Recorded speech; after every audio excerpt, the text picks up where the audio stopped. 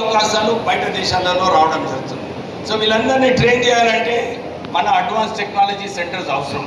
So మన రాష్ట్రాన్ని కూడా అప్గ్రేడ్ చేస్తూ ఇక్కడ మన పిల్లలను మంచిగా ట్రైన్ చేసి వీళ్ళకు బయటి దేశాలకు పంపించి 2 లక్షల రూపాయల జీతం వీళ్ళకు లభించేలాగా చేయాలని చెప్పి టాంకామ్ అనే సంస్థ నా మినిస్ట్రీలో స్థాపించడం జరిగింది.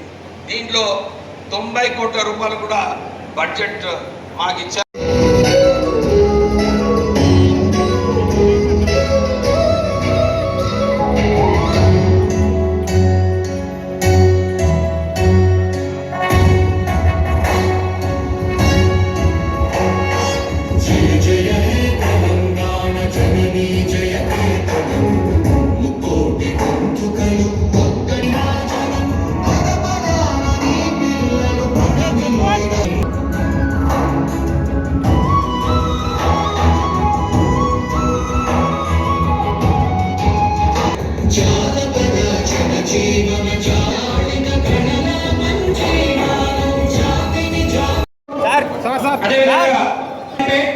కొరివి యాదమ్మ గారు, రాజక్కపేట్, కిషన్ గారి జ్యోతి గారు, గంభీరావుపేట్.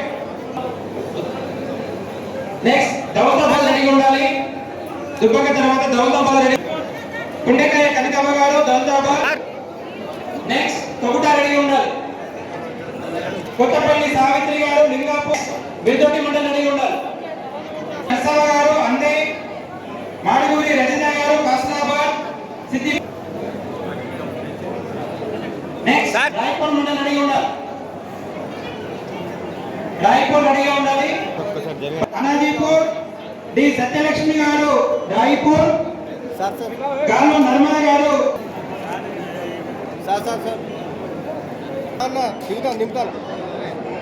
రాయపూర్ నుండి వెళ్ళండి. యాదమ్మ గారు రామారం, కుమారాణి గారు అనాజీపూర్, సత్యలక్ష్మి గారు రాయపూర్. అయితే వేదిక పైకి రానటువంటి లబ్ధిదారులు ఉన్నారో వారందరూ కూడా మీకు లెఫ్ట్ సైడ్ మీదుగా మీరు మీ చెక్కులను తీసుకోవాల్సిందిగా మనం చేస్తున్నాం. మండలాల వారికి ఎక్కడ చెక్కులు తీసుకోవాల్సిందిగా కోరుతున్నాం. అసెంబ్లీలో అనౌన్స్ చేసాడు కేవలం మాకు 3 లక్షల కోట్ల అప్పు ఉన్నదని. కానీ వైట్ పేపర్ తీసినప్పుడు 8 లక్షల కోట్ల అప్పు చేశాడు. అంటే సుమారు 5,00,000 కోట్ల రూపాయలు నెలకు మిత్తి రాష్ట్ర ప్రభుత్వం కడుతుంది. ఆ మిత్తి ఎందుకు తీసుకున్నారు? అప్పుడు టీఆర్ఎస్ ప్రభుత్వము ఇష్టం వచ్చినట్టు పెద్ద పెద్ద ప్రాజెక్టులు కట్టి ఈ క్యాపిటల్ ఎక్స్పెండిచర్ ఏదైతే కావాలో ఈ అన్నిటి మీద ఖర్చు పెట్టడం జరిగింది. ఇప్పుడే వారు మల్లన్న సాగర్ గురించి మాట్లాడారు. ఒక విషయం చెప్పాలి మల్లన్న సాగర్ గురించి కూడా. మల్లన్న సాగరు దేశంలోనే అన్నిటికన్నా పెద్ద బ్యారేజ్, అంటే 50 టీఎంసీ ఉన్న బ్యారేజ్ మల్లన్న సాగర్. దానికి ఉపయోగించింది ఎంత? కేవలం 10 నుంచి 12 టీఎంసీ వరకే వాడుకున్నారు. అంటే 40 టీఎంసీలు వేస్ట్. ఎందుకంటే నిన్ను ఇప్పుడే నువ్వే ఒప్పుకున్నావు. ఏమని? ల్యాండ్ అక్విజిషన్లో ఏదైతే ఆ రోజులలో చేసినామో మేము మల్లన్న సాగర్కి ఎక్కడ కూడా పైసలు ఇవ్వలేదని చెప్పి ఆయననే ఒప్పుకున్నాడు. నా నియోజకవర్గంలో చెన్నూరులో కాళేశ్వరం ప్రాజెక్ట్ కట్టాడు. కాళేశ్వరం ప్రాజెక్ట్ కట్టిన తర్వాత అక్కడ ఎక్కడైతే నీళ్లు బ్యారేజ్ వచ్చిందో అక్కడ 33 కోట్ల రూపాయలు ల్యాండ్ అక్విజిషన్లో 4 సంవత్సరాలు ఒక్క పైస కూడా ఇవ్వలేదు. అంటే టీఆర్ఎస్ హయాంలో ఇష్టం వచ్చినట్టు అప్పులు చేయడం జరిగింది. ఇప్పుడు వారు TFIDC కింద వెజిటబుల్ నాన్ వెజిటబుల్ మార్కెట్కి నిధులు కేటాయించలేదన్నారు. కానీ యాక్చువల్లీ ట్రూత్ ఏంటంటే తెలంగాణ వ్యాప్తంగా, ఎందుకంటే నా నియోజకవర్గంలో కూడా ఇదే పరిస్థితి ఉండే. వచ్చిండ్రు, అన్ని చోట్ల కూడా భూమి పూజలు చేసిండ్రు, ఒక శిలాఫలకాలు ఇనాగరేట్ చేసిండ్రు, కానీ నిధులు ఎక్కడ లేవు. నేను వారికి గుర్తు చేసిన, అరే మీరు పోయేటప్పుడు 43,000 కోట్ల బిల్లు మన ప్రత్యేకంగా ఎంప్లాయీస్కి 15,000 కోట్ల రూపాయలు వారికి బకాయిలు ఉన్నాయి. అంటే ఇవన్నీ బకాయిలన్నీ కూడా తీర్చేది అవసరం ఉంది. కానీ కాంగ్రెస్ ప్రభుత్వం వచ్చిన తర్వాత మాట ఇచ్చినాము, వీళ్ళందరినీ కూడా ఆదుకోవాలని చెప్పి ఇన్ని కార్యక్రమాలు చేయడం జరిగింది. నేను రాజకీయం చేయడం లేదు, కానీ మా సోదరి సమాధానం ఇవ్వడానికి ఇవన్నీ వివరాలు చెప్పడం జరుగుతుంది. నేను కూడా ఇప్పుడే మాకు యంగ్ ఇండియా స్కూల్ కావాలని ఎమ్మెల్యే గారు కూడా ఇప్పుడు స్టేజ్ పైన వారు కోరడం జరిగే స్కూల్ దేవాలయం ప్రపోజల్ ఆల్రెడీ ఉంది, కానీ నిధులు ఇవ్వలేదు కదమ్మా. ఇద్దాం, వచ్చే సంవత్సరం ఇద్దాము.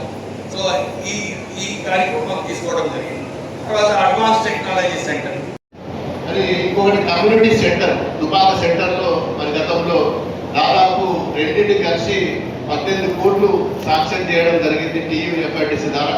మరి ఈ ప్రభుత్వం వచ్చిన తర్వాత ఆ స్కీమ్ క్యాన్సిల్ చేసిండ్రు.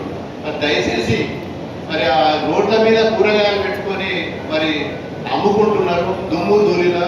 మరి ఆ వెజ్ నాన్ వెజ్ మార్కెట్ ఇచ్చినట్టయితే మరి ఎంతో సౌలభ్యంగా ఉంటుంది. మరి దానికి సంబంధించి ఇంకోటి టౌనాలు కూడా గతంలో శాంక్షన్ అయినాయి, 2 కూడా క్యాన్సిల్ అయినాయి. వీటిని త్వరలోనే శాంక్షన్ చేయవలసిందిగా కోరుకుంటూ మరి ఇందిరమ్మ ఇంట స్కీమ్ సంబంధించింది అన్ని గ్రామాలలో కూడా మరి ఏ కేటగిరీలో ఉన్న ఇల్లు మరి ఇప్పటికి కూడా నాకు ఏదైతే నేను ఇచ్చిన ఇల్లు ఏదైతే ఉన్నాయో మరి దాదాపు ఒక సగానికి కంటే ఎక్కువ పెండింగ్లో ఉన్నాయి. వాటిని కూడా త్వరలో మరి పరిష్కరించి ఇవ్వవలసిందిగా నేను గౌరవ మంత్రి గారిని కూడా రిక్వెస్ట్ చేస్తున్నా. మరి మంత్రి గారు మరి చాలా రోజుల తర్వాత నియోజకవర్గానికి వచ్చిండు. మరి సమస్యల మీద మరి త్వరలోనే మరి ఏదైనా చర్య తీసుకోవాల్సిందిగా కోరుకుంటూ మరి నిన్న మొన్న వర్షాలు బాగా పడ్డాయి. వర్షం అంటే సుడిగాలి వచ్చి ఒక వర్షం వచ్చింది. ఆ గాలికి కరెంటు పోల్ అన్ని గ్రామాలలో కూడా మరి పడిపోయింది. దానికి మొత్తం కింద ఊలాడుతున్నాయి వైర్లు. దానికి సంబంధించి ఎలక్ట్రిసిటీ బోర్డు వాళ్ళతోటి మాట్లాడితే వాళ్ళు ఎన్ని ఏ ఊర్లో ఎన్ని పోయినాయో మరి సరైన వాళ్ళకు లెక్కలు లేవు. లెక్కలు ఉన్నా వాళ్ళకి డబ్బులు లేవు సార్, మా దగ్గర బడ్జెట్ లేదు, స్టోర్లో మెటీరియల్ లేదంటున్నారు. మరి త్వరలోనే మరి గ్రామీణ ప్రాంతంలో మరి అపాయం జరిగే అవకాశాలు ఉంటాయి. గతంలో కూడా పశువులు మనుషులు చాలా మంది చనిపోయారు. మరి ఆ ఎలక్ట్రిసిటీ పోల్స్, వైర్లు, ట్రాన్స్ఫార్మర్లు, పడిపోయిన పోల్స్ను త్వరలోనే రిపేర్ చేసి కొత్త పోల్స్ను మరి పునరుద్ధరించి మరి ఆ ఎలక్ట్రిసిటీ బోర్డుకు సంబంధించిన అన్ని విషయాలు కూడా త్వరలో చేయాలని చెప్పి కోరుకుంటూ ముఖ్యంగా ఈ గోడౌన్ల సమస్య చాలా భయంకరంగా ఉన్నది. ధాన్యం చాలా ఎక్కువ పండడం మూలంగా 2.5 లక్షల మెట్రిక్ టన్నులు ఇలా రాష్ట్రంలోనే మరి అగ్రస్థానంలో దుబాక నియోజకవర్గము పరిధాన్యంలో ఉన్నది. కాబట్టి మళ్ళీ ఇప్పుడు మరి వర్షాకాలం తుతాలు పోసుకుంటున్నారు, యూరియా షార్టేజ్ అంటున్నారు. మరి ఆ యూరియా విషయం కూడా మరి మా నియోజకవర్గానికి షార్టేజ్ లేకుండా అన్ని విధాలుగా ముందు చర్యలు తీసుకోవాల్సిందిగా రిక్వెస్ట్ చేస్తూ మరి కరెంటు సమస్యలు కానీ, యూరియా సమస్యలు కానీ, మరి ఇవన్నీ కూడా గోడౌన్స్ కానీ ఇవన్నీ వ్యవసాయదారులకు సంబంధించినవి. కాబట్టి దయచేసి నేనేం రాజకీయం మాట్లాడతలేను. మరి మా రైతుల సమస్యల గురించే మాట్లాడుతున్నా తప్ప నేను ఏం రాజకీయాలు మాట్లాడతలేను. మరి మీరు మా నియోజకవర్గం మీద రోడ్ల సమస్యలు చాలా భయంకరంగా ఉన్నాయి. ఆ రోడ్ల సమస్యల మీద కానీ ఈ రోజు వరకు కూడా ఒక్క నయా పైసా రోడ్ల ఖర్చు పెట్టిన దాఖలాలు. నేను ఎమ్మెల్యే 2.5 years అయింది. ఏ ఒక్క రోజు కూడా ఏ ఒక్క రోడ్డు కూడా ఒక శిలాఫలకం వేసిన దాఖలాలు, 1 లక్ష రూపాయలు కూడా వేసిన దాఖలాలు లేరు. మరి చాలా సందర్భాలు అంటే మా వివేకన్న గారు ఎప్పుడన్నా కానీ మరి గతంలో అంటాడు గత అయిపోయి ఇప్పుడు 3 సంవత్సరాలు అయిందల్లా మళ్ళీ గతం అనద్దు. ప్రతి మీటింగ్ లో గతం గురించి మీరు ఎప్పుడు మాట్లాడుతున్నారు. దయచేసి ఆ గతాన్ని మర్చిపోయి మీరు వచ్చి కూడా మీ ప్రభుత్వం 3 సంవత్సరాలు అయింది. 3 సంవత్సరాల మరి మీరు ఏం చేసిందో మరి ప్రజలందరికీ కూడా తెలుసన్నా. ఇప్పటికైనా గతం మర్చిపోయి ఇంకా 2 సంవత్సరాలు ఉన్నది. దయచేసి మా నియోజకవర్గంలో మేము ఏం రాజకీయం చేస్తలేము. అందరి సమస్యలు, అన్ని పార్టీలకు సంబంధించిన సమస్యలనే మాట్లాడుతున్నా తప్ప వేరే మాట్లాడతలేను. మరి దయచేసి మరి మీరు దీన్ని మళ్ళీ సిద్దిపేటలో కలెక్టర్ ఆఫీస్లో ఎప్పుడో రివ్యూ పెట్టి ఇవన్నీ పరిష్కరించవలసిందిగా కోరుతున్నాను. మరి ఇంకొక సమస్య కూడా మన నరేంద్ర మోడీ గారు వచ్చినప్పుడు మన హైదరాబాద్ నుంచి ఒక ప్రకటన చేసింది. వృధాగా ఖర్చు పెట్టద్దు, పెట్రోల్ వేస్ట్ చేయొద్దు అని, కాన్వాయ్ బంద్ చేసుకోవాలని చెప్పి ప్రధానమంత్రి నుంచి మొదలుకుంటే మరి లోకల్ వరకు ఒక్కడ కూడా దుర్వినియోగం లేదు. మరి ఇంత వృధా అవుతుంది. మరి ఇదంతా ప్రభుత్వం నిధుల ద్వారా కేటాయించిన పెట్రోల్, డీజిల్ ఇవన్నీ కూడా వృధా అవుతున్నది. మరి ఇప్పటికైనా మరి కేంద్రంలో ఉన్న ప్రధానమంత్రి మరి కంట్రోల్ చేసినప్పుడు మనము పోలీస్ సిబ్బంది కానీ మన స్టేట్ సంబంధించింది మనం కూడా చేయాల్సిన బాధ్యత ప్రతి ఒక్క పౌరుడి మీద ఉంటుంది. ప్రతి నయా పైసా కూడా అకౌంటబిలిటీ ప్రజలది. కాబట్టి మరి దీన్ని పర్యవేక్షించే దాన్ని కూడా మరి దీన్ని దృష్టిలో పెట్టుకోవాల్సిందిగా కోరుకుంటూ మరి మా అన్నగారిని మాట్లాడవలసిందిగా దుబాక నియోజకవర్గం